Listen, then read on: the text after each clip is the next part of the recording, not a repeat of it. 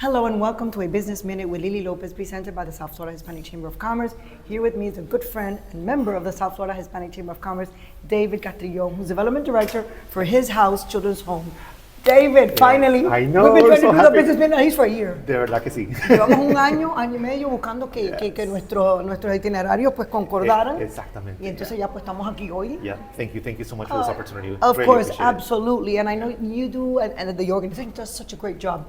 Tell me about the mission and when the organization was founded. Yeah, so 1989, a little over 37 years now. And we are, the mission is to help and restore and provide hope to children in foster care and those kids that have been abandoned, abused, or neglected. So those that are in foster care come to His House Children's Home? Yes, so during the day, they all hours of the day. At okay, night, they don't live there. They come. Well, no, they actually, so we're the largest residential campus in the state of Florida where the kids live there. Oh, the kids live there. Yes, we're called what we know is as a place of last resort. In other words, these are children that have nowhere else to go.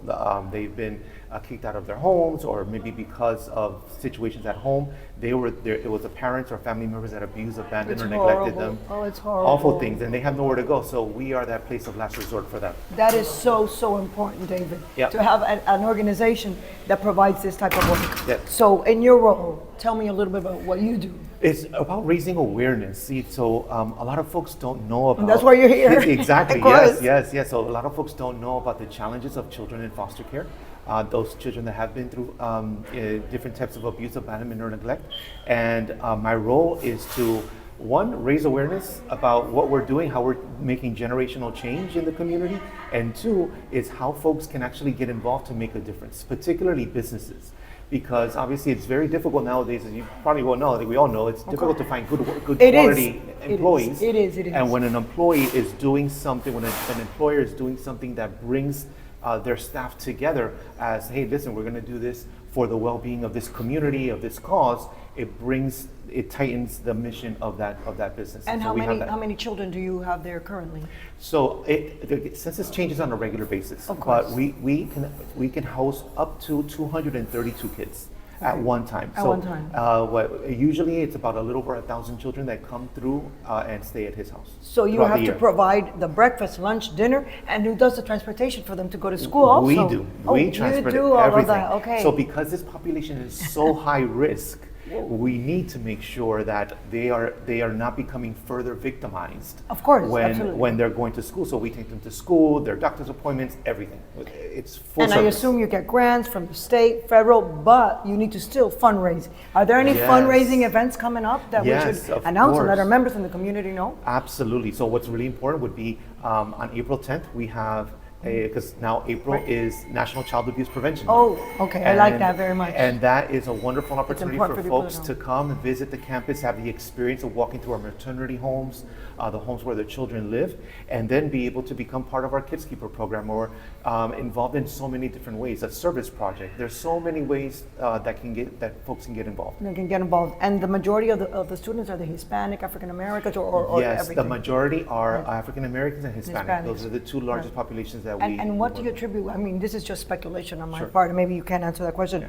What do we attribute to having in this community so many children that are in foster care and that need families that need people to take care of them? Yes. How are they abandoned and neglected? Yes. I mean, as parent, I'm a parent, maybe you are a parent too, or you were a son and like I was a daughter. I remember my mom and my father so involved in my life, in my studies and in everything. So this is for me like so difficult to comprehend. I know right? it, I know it, absolutely. So there's a lot of mental health issues, of course, in family members. And drugs. And different things of that nature. So just to kind of put it into perspective, where Florida is in terms of kids in foster care, we're number 3 in the country. Number 3? So I imagine New York being... California number 1, Texas number 2, and then we're number 3. Oh. And South Florida is number 1 with the highest number of kids in foster care. It's about a little over 3,000 kids, 22,000 in the state of Florida.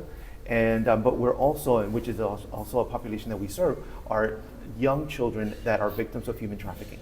And we're number 2 in the country. I've heard about that, human trafficking. So it's horrible. Huge issue. Huge issue, and there's we have to really let everyone know, be aware, and congratulate you and the leadership of of his house, children's Yes. home. I always call it only his house. I know. Everybody calls it his house, his house, his house. Exactly. For the work that you do and you. just to be here and participate with us. And for anybody that sees this show and wants to contribute, Yeah. we'll include the information. Yes, But you absolutely. could provide it too. Of course, absolutely. And reach if you are interested in learning more about his house or coming to a tour and have an experience of a lifetime, and it really will be an experience, you can go to our website, hhch.org, hhch.org, and we'll be more than happy to have you. And you can come with your, Yes, I your want family and friends. I want to do a coworkers. tour Yes, of the we gotta do Hispanic that. Women's Society Network of the Chamber, so I'm letting them know Yes. that I'm already committing to doing that. We're going to set up a Fantastic. time so we could go and do, and then see what in which way we can help in what capacity. Absolutely. We So really appreciate David, it. Thank you so much. Thanks you, so Lily. much for Thank you being on having A us. Business Minute with Lily Lopez. Of course. And we'll see you all next week. Thanks for tuning in to another episode. See you next week. Thank you.